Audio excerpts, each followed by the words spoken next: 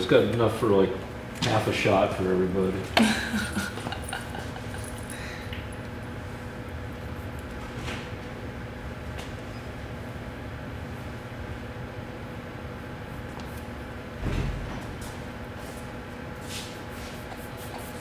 Lance, can you bring my drink out the refrigerator?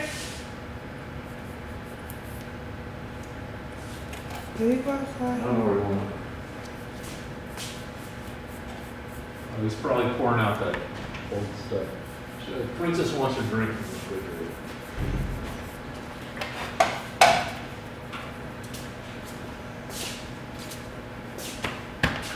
Rolling! Oh. Are you rolling? All right, so 55.1. First order of business, I'm kind of wrecked because yesterday I was a contestant on a show called Are You Smarter Than a Drunk Person? And it's a quiz show where regular people compete against a genius who's shit-faced, and I was the genius who was shit-faced. And then they Ubered me over to Lance, and I posed for Lance for 4 hours while I sobered up, and he painted this arm, and Lance normally like edits out like, you know, distracting details like veins. It's like, but this time he decided to put in all the frickin' veins, which I like. Because I'm so veiny. I probably think the show is about me. And I worked hard to get these veins. This is years of lifting weights and dieting and Trump-induced diarrhea stripping me down to just like sinew and veins. That's thing one. Thing two is, you know, we talked for a long time yesterday, and Lance has convinced me that, you know, teachers should just go ahead and pack heat. That given that Congress hasn't done jack shit, fuck you, Congress, about, you know, any kind of gun control or really anything about school safety. Teachers who want to should just go ahead and start bringing guns. Now there should be some basic common sense procedures. Like there should be national policy. You should be, if you're going to be a teacher with a gun, you should be trained. But that would require Congress to come up with a national training program or policy, and they don't do any of that shit. So again, fuck you, Congress. Also, you know, teachers, if you're going to have a gun at a school that is, you know, has 1,500 or 2,000, you know, volatile, underage kids, you know, who don't have mature judgment, you should have a school that only shoots for the owner of the gun. The technology exists. But again, the NRA has suppressed the technology, and Congress won't do anything about it. Fuck you, Congress. So anyway, teachers should just pack heat. And, you know, some people are going to get killed by, you know, teachers are going to shoot the wrong person. Somebody's going to get into the teacher's desk and wave a gun around. And there are going to be tragedies, but as Lance said when we were talking yesterday, you know, that's life in the Wild West. And our director, when we were driving down here, had a really good idea for somebody to make a bunch of money, which is... Hold on one second. Okay. Okay, go on, sorry. Okay. Our director had a good idea, which is a charter school where all the teachers pack heat. They're all armed, they're all highly trained. Half of them are ex-Navy SEALs. And then the other half are hot Israeli women, because they've all been in the military. They all know, you know, they've all been trained in the weapons of war. And, you know, a woman with a semi-automatic rifle, you know, who looks like Wonder Woman. Wonder Woman, Gal Gadot, however you say her name, you know, she was in the Israeli military, you know, 5'11", fucking beautiful, you know, and can handle an Uzi. You know, kids would study for those. They would, you know, people would get crushes on these hot Israeli women, and you know, it would be a. All right, what else? I'm not exaggerating. This comes to mind. When I was in high school, we had a female history teacher that was extremely, she had very large breasts, and she used them. She would deliberately wear very, very revealing clothing. This was back in the 70s when, you know, people were more natural. And well, no, the 70s were our horniest decade. Well, it wasn't for that, though. She wanted to keep the boys' attention, and she did. The boys got better grades in history in her class than anybody else. And people, even at the time, the young men thought it was because they just couldn't take their eyes off her. So you may have a point there, but I think that we should develop this idea, and I'm a little worried someone will steal the idea, but this could be the selling point of this school. It's safety academy. Yeah, where your kid won't get shot. Yeah, you won't. They don't claim that you're going to learn much, but you will be safe. And I think there should be. When you come in the door of the school, there should be a lockdown if you're the wrong kind of person. The school will have cameras everywhere, linked to FBI files of anybody that's just a little bit off. And I think the school itself should be booby-trapped. There should be one entrance, and above that entrance should be a bucket of poisonous snakes that are released on whoever comes in that is deemed an intruder. So if the snakes don't get them... How are you going to keep the snakes in the bucket? Details. If the snakes don't get them, and the Navy SEALs don't get them, the Israeli teachers, the female Israeli teachers, former Israeli Defense Forces, will smother the assailant in their breasts, between their breasts, thus disarming him. Yeah. Well, all right. That's I think a little bit tongue-in-cheek, but like you could do, like the desks should be bulletproof. That if you turn them over, you know, they should be made of 3/4 inch steel, so bullets can't get through them. Every kid should be psychologically screened on a rotating basis, so the whole student body is psychologically screened every 60 days or so. Every 2 weeks. That seems, I don't know, but because you never know, and the kids will not be allowed to view any kind of games on their computers, except for what, Mario Brothers or very gentle games. I'm not convinced of that. The game where the little thing bites tomatoes. That's Pac-Man. Pac-Man. They'll be able to see Pac-Man, maybe Space Invaders, but anything beyond that is a problem. I don't know. You got kids around the world watching violent video games, and you only have mass shootings here. Okay. Well, all right. Just want to reiterate, in case Senator McCain is watching this and needs some bullet points, buckets of poisonous snakes over the entrances, and Israeli female soldiers smothering the boys in their breasts. So well, also, like almost all the shooters are losers to some extent. yeah.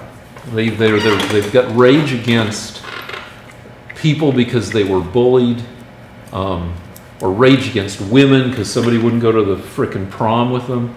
So you would have counseling for the losery boys, or anybody who wants counseling, where people who are experts on fitting in would sit a kid down and go, look, your haircut makes you look like a little Hitler, and you've got a weird thing with eye contact. You're either not making enough eye contact or too much eye contact. And yeah, girls don't like you, but you know what? It's not girls' fault. They don't deserve to be shot because they don't like you. It's entirely your fault because you're creepy. Now let's work on making you less creepy. This is beginning to make a lot of sense. So we'd have makeover experts who teach you know, these. I could have used one of these, like Yeah. the equivalent. I could have. I could use one now. Yeah, I was the oldest sibling in my family, Yeah. and I needed an older sibling to take me aside and say, "You're just fucking all this up. Nobody wants to be the girlfriend of you because you're icky in a number of ways. Let's fix you up from, you know, you don't go shopping with your mom for clothes because you're going to end up with this horrible red, white, and black sweater." This was a sweater that I wore that got a rock or a piece of asphalt thrown at me. It was so bad. And also dermatologists.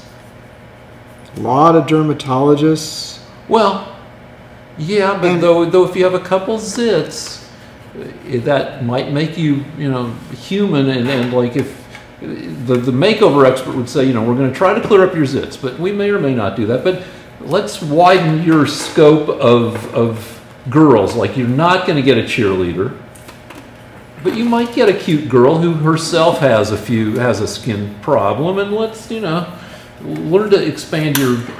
Part of growing up is learning that you're not going to get the girls that everybody wants. This school will be so expensive that they will be able to import lots of Ukrainian teenage girls into the high school that won't know any better. They'll just say, rich American. They'll learn fast. No, but what happens is they'll quickly learn, and then they'll go off with the, you know, with the hotter boys, like That's true. Russian brides. That's true. You can't fool a Ukrainian woman. You know what I found is Which is a good segue. Well, this is day 23 of Melania not being we don't know where Melania is. And it's not even in the top 10 weirdest things about the Trump administration. But it is pretty weird. We've never had a modern first lady go AWOL like this before.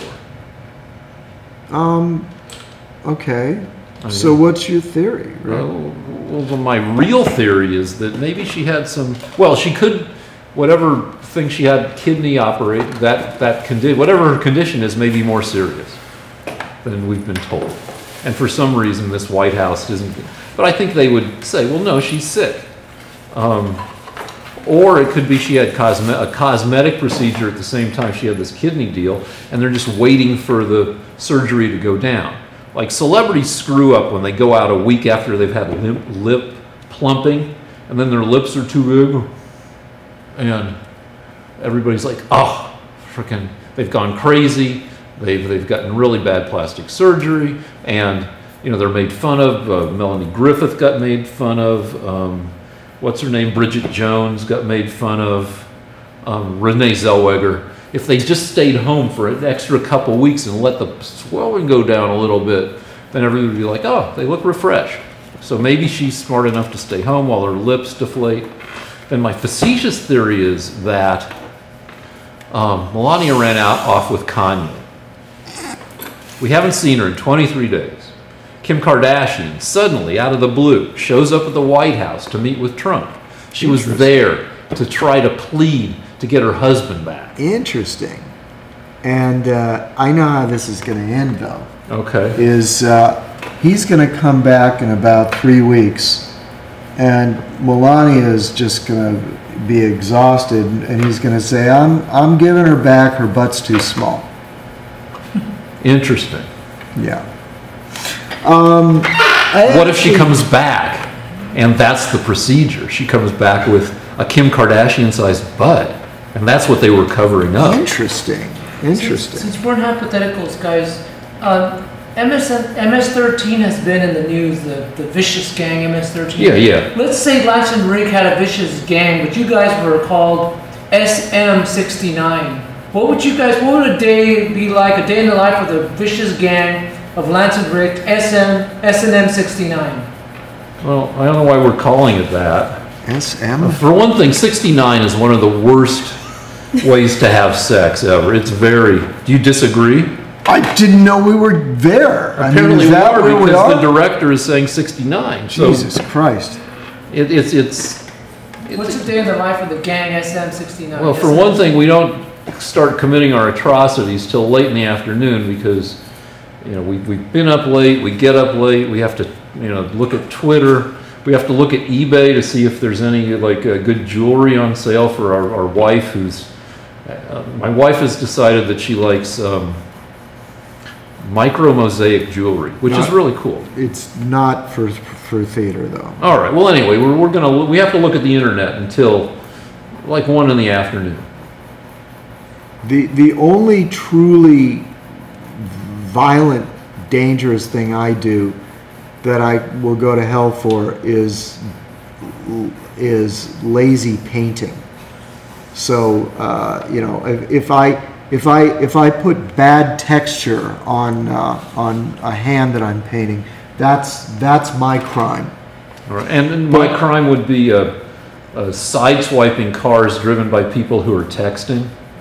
There's a great little movie from the 1930s called The Millionaire, which shows how various people spend $1 million that they've been given by a benefactor. And the W.C. Fields part of it, W.C. Fields buys a string of Model Ts, because that was, you know, a huge car back then. Each with him at the lead of the Model T, and he's in the lead car, and then there are 4 or 5 cars behind him, each driven, you know, by a driver. And as soon as W.C. Fields sees another driver driving like an asshole, he just crashes into him. This is a true story? No, this is a true movie. Oh, it's a great little segment in this movie. Wow. And then both cars are totaled. The asshole's car and W.C. Fields' car. He gets out of his totaled car. He gets into the next car that's been following him, and then he goes off to crash into somebody else. Wow. That would be my crime wave of just. I actually, since we're on a sort of a frivolous note, I have a theory about Roseanne. Okay. My theory is that there should be a TV channel devoted to all the people that have been fired for being politically incorrect and saying the wrong thing. And they would get higher ratings if they just gave Roseanne back her show and said, yeah, we know she said something shitty, we're going to give her show. The Pariah Channel. Yeah, exactly. Yeah, that's a good title. You've got a title for it. Okay, but we could have Charlie Rose, Cosby, and who's that guy from Fox? Bill O'Reilly. Bill O'Reilly could be on it, and just all the things that people really liked watching, but can't watch anymore because the Democrats have gotten them to they can't work. Yeah, because they're assholes. Yeah, or actual rapists. Or actually, stop watching Roseanne. What? What's her name? Roseanne. Roseanne. Yeah, people been stopped watching her, and it's nobody's fault but hers for saying what she said. All right, I'm going to tell you guys something really weird. I actually think that a heartfelt apology should be adequate. She said something to Joe Rogan that I really believe. She said that when she said that, she didn't even know that Valerie Jarrett was black. And I didn't know. As informed as I am, I always thought Valerie Jarrett was Iranian. So when I heard the tweet, I thought, why is this making everyone so upset? And I actually I'm going to make an impassioned speech here for a minute. We are gradually being driven crazy by the thought police so that it's going to get to the point where no one can say anything. Or wait, no, let me just finish. Let me just finish because I'm building a point here. People will be able to say things, but they'll be really nervous before they say them all the time. I'm really nervous before I say certain stuff. Okay, so I have a. It's never going to end. It's only going to get worse and worse and worse until people say, what Roseanne said was shitty, but we just have to start accepting that people say shitty things. Otherwise, no one will ever be able to relax again, and everyone's going to be fired every week. Well, maybe people shouldn't be able to relax. But I disagree with part of your thesis. But let's talk about But Valerie what Jarrett I'm for a saying is, if it ever does end, it won't end because everyone just agrees, okay, let's be more forgiving. It'll end when someone says something really shitty and awful, and people say, okay, we know it was shitty and awful, but we like the show. Her career doesn't deserve to be ruined. Yeah, but when you look at Roseanne's history, like dressing up as Hitler and then showing burnt gingerbread cookies that is a reference to the Jews who were put into ovens, she's got a long history of being an asshole or being crazy. Right, and you know, Joe Rogan said something very interesting. Now he's my new guru after Frank Zane, the bodybuilder. Joe Rogan said, you know, you kind of hire Roseanne because she's crazy. That's kind of the point. Yeah, but she's legitimizing, like, you know, comparing black people to apes, which is Do you want to bullshit. know something really weird? This is really weird, especially for a racist Trump supporter. Apparently, I am so hip, I am so down that I didn't even know that it was racist to call someone black and compare them to apes. I had to think about that. I said, what is the...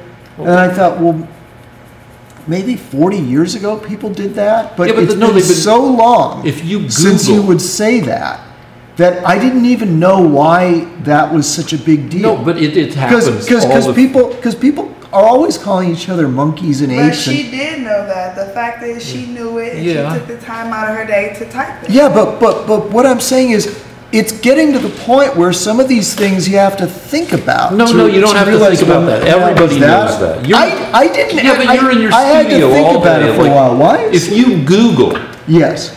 Obama plus ape, Yeah. boy, you see hundreds of terrible images and terrible memes. I mean, it was a common thing under when Obama was president. There was a bunch of horrible. I mean, you're right. the only one in America who doesn't know the. And let's explain why, in case you're completely oblivious. The argument being, when somebody compares a black person to an ape, they're actually saying, well, black people have more ape genes than non-black people. It's a racist thing, and it's bullshit, and it's racist, and it's now that's the main problem with it. There are plenty of people who look like animals. I kind of look like a friendly dog, but nobody is claiming, if you agree with me that I look like a dog, that it's because I have dog genes. Meghan Markle kind of looks like an animaniac. Like, she's like super cute with a upturned nose, and cute looks like cute. Animaniacs are cuter versions of the Warner Brothers cartoon characters. They're like, wow, they're popular. Let's make them even popular by shrinking them down to little kid size and make them like even more adorable. And so Meghan Markle kind of looks like a little bit of like a chipmunk, because chipmunks are cute and she's cute and cute looks like cute. But nobody is arguing, if you Google Trump looks like animal, there are so many animals that Trump looks like, because all you have to do is take a bunch of hair, like trim your hair, slap it on top of your dog or cat so it makes a little shelf. You immediately have a Trump dog or cat. There's also a caterpillar that looks like Trump. It's all based on, it's a yellow caterpillar that has this shelf of overhanging hair, the way he combs his hair. Is it a real caterpillar? Yeah, and it's poisonous. It's bright yellow and it's poisonous. Google it. Wow. But nobody's claiming that Trump has caterpillar genes or dog or cat genes. It's a fun thing to do, to see what celebrities look like, what animals, as long as you're not buying into or making the argument that that celebrity actually has more of those animal genes than other people. But you can't do it with black people and apes because of the long-standing, ever since Darwin, 150 years ago, kind of misunderstanding and bastardization of Darwin. But you know what I'm saying. All right. So what other topics, unless we have more to say about this one? Are we done? Yeah. So is there anything that you want to whine about in this next section? Oh, no. We have a prop. Oh, no. Rick, will you do us the honors? I hate this idea. I guess so. Yeah, we're not so fond of this, but we'll try it. If the viewers like it. No, viewers won't like it because listen to what's going to happen. We'll get into like So our director thinks that if we're going to be whiny, we have to play. No, this is not good. It's not a good idea, Camille. I mean, it's a good idea, but in practice, it's not going to. No. No, bad idea. So you started our whining session. What do you want about? Go. I already whined. I whined about drivers who text while they're driving. What else? That if we don't fix our government, we may be an end-stage America, I guess. That our government is for 10 years or so has been, more unresponsive, has been the least responsive and the least effective in history. Every Congress kind of outdoes the Congress before it in terms of getting nothing done and not representing, the wants and needs of the citizens. They're ensconced, partially because of gerrymandering. Are you going to start? All right. That's what I call. All right. It's a really bad idea. Lance, do you want to whine about something? I want to whine about this idea. Oh, no. We're losing our millions of viewers. It's nails on chalkboard. No. It's bad enough as it is. Princess? I'm just gonna file my nails.